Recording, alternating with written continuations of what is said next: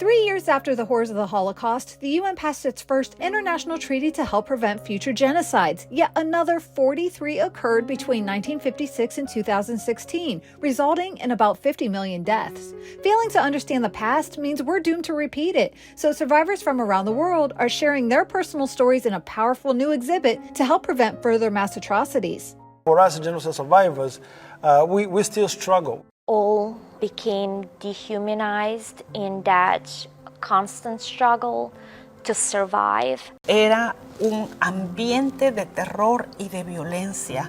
The Spagat Family Voices of Genocide is really exciting. It's 4 years in the making with this incredible team of scholars, but in particular the 5 witnesses that we feature in this exhibition who have shared their stories, ultimately talking about how and why genocide occurs, but understanding and sharing the common conditions, the early warning signs that visitors to this exhibition can begin to identify. Their personal insight is crucial for educating the public on ways to prevent genocides and survive them. I was 13 years old. My family and I fled ethnic violence and conflict in our native land, and we traveled across several countries and thousands of miles. It's important for me to remember in that story is that we were never alone.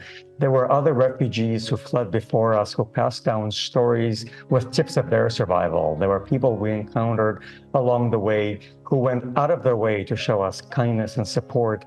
And that kind of focus on individual experiences is what this museum is known for, including in this new exhibition. Think about the Holocaust or genocides that have taken place before or since then. It almost feels inevitable, as too big to understand.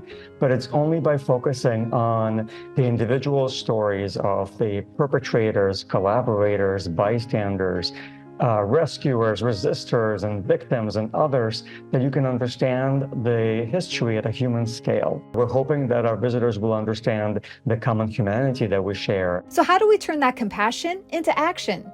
Education is ultimately key to this, and raising our awareness of those conditions so that when we see in the newspaper or on social media or even online these early warning signs of the use of propaganda and ideology, perhaps the use of the cover of war to commit this crime of genocide, that we as everyday citizens can begin to think, hey, I need to pay attention to this.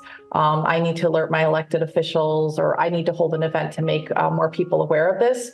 And that collectively, hopefully, can work ultimately towards intervention and prevention. Learn more about the exhibit at ilholocaustmuseum.org.